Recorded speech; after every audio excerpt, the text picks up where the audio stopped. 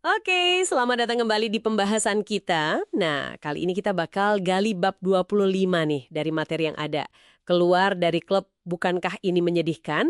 Dan kelilingi diri Anda dengan orang sukses. Wah, judulnya aja udah langsung kena gitu ya.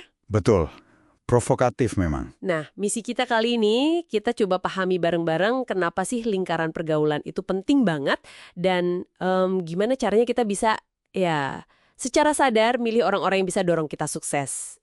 Tentunya berdasarkan bab ini ya. Sip. Oke, kalau kita bedah ya, inti dari bab ini tuh sebenarnya ada di kutipan terkenalnya Jim Rohn. Pasti udah sering dengar lah ya. Yang mana tuh? Oh, yang itu ya. Anda adalah rata-rata dari 5 orang gitu kan? Nah, persis. Anda adalah rata-rata dari 5 orang yang paling sering menghabiskan waktu bersama Anda. Dan yang menarik di sini tuh, ini bukan sekadar kiasan atau pepatah aja gitu. Maksudnya gimana tuh? Beneran nyaruh gitu ya orang-orang di sekitar kita ke kesuksesan kita? Iya, bab ini benar-benar menekankan kalau sikap kita, keyakinan kita, bahkan level kesuksesan kita itu sangat dipengaruhi sama orang-orang terdekat. Beneran kayak nular gitu loh.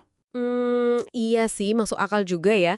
Kayak energi gitu kali ya. Kalau kumpul sama yang semangat, kita jadi ikut semangat. Kalau sama yang ngeluh terus, Nah, itu dia.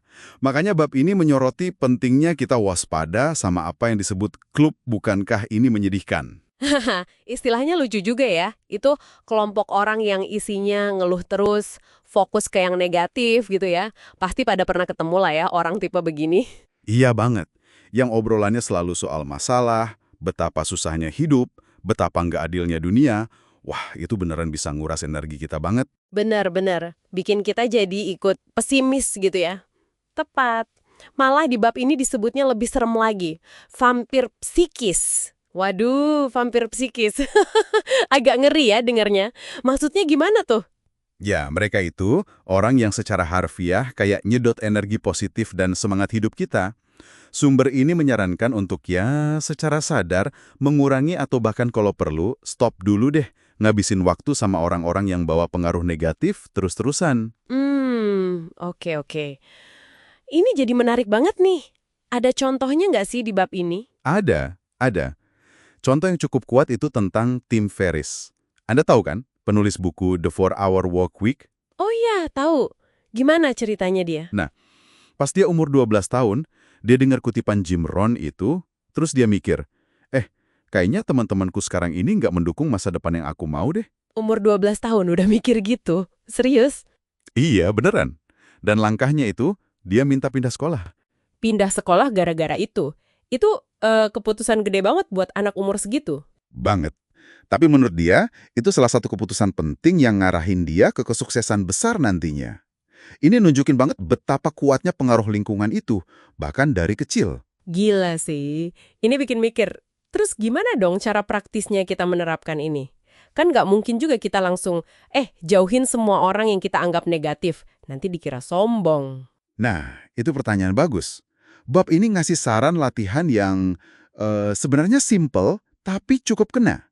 Coba deh, bikin daftar orang-orang yang paling sering interaksi sama kita. Oke, terus? Terus, coba jujur sama diri sendiri. Kasih tanda plus buat orang yang kalau kita interaksi sama dia tuh rasanya jadi lebih positif, dapat dukungan, semangat gitu. Nah, kasih tanda minus buat yang sebaliknya, yang bikin kita jadi capek, pesimis, atau malah ikutan ngeluh.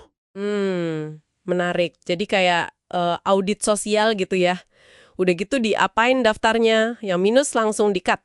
Ya, nggak harus se-ekstrem itu juga sih. Kuncinya itu di kesadaran dulu. Begitu kita punya peta ini, baru kita buat keputusan sadar. Maksudnya, secara sengaja nambahin waktu dan kualitas interaksi sama yang plus. Oke, jadi fokus ke yang positifnya dulu ya. Iya, dan sebaliknya, secara sadar dan perlahan, kurangi waktu atau intensitas sama yang bertanda minus.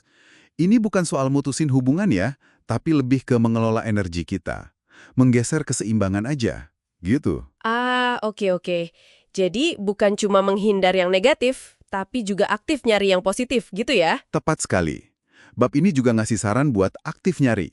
Misalnya gabung sama komunitas atau organisasi yang positif, ikut kegiatan volunteer bareng orang-orang hebat, datang ke seminar, Atau bahkan, Atau apa? Yang soal kelas penerbangan itu ya? haha, iya, itu contoh yang agak unik sih.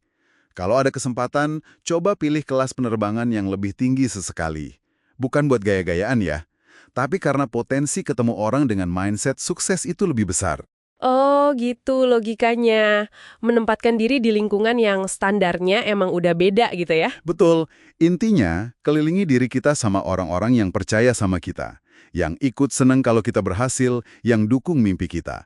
Cari deh para pemikir positif, idealis, visioner. Bab ini juga bilang, sampai kita cukup kuat mentalnya, penting banget buat ngehindarin orang-orang beracun ini. Oke. Jadi kalau dirangkum nih, apa sih pesan utama dari bab ini buat kita semua? Kita punya kendali penuh atas siapa aja yang kita izinkan masuk ke lingkaran pengaruh kita. Dan pilihan itu, sadar atau enggak, bakal ngebentuk kita banget. Jadi lingkungan itu bisa jadi pendorong atau malah jadi rem ya? Persis. Bisa jadi akselerator terkuat buat sukses, atau malah jadi pemberat terbesar. Kesadaran kita soal ini itu langkah pertama buat ngebentuk lingkungan yang benar-benar dukung tujuan kita.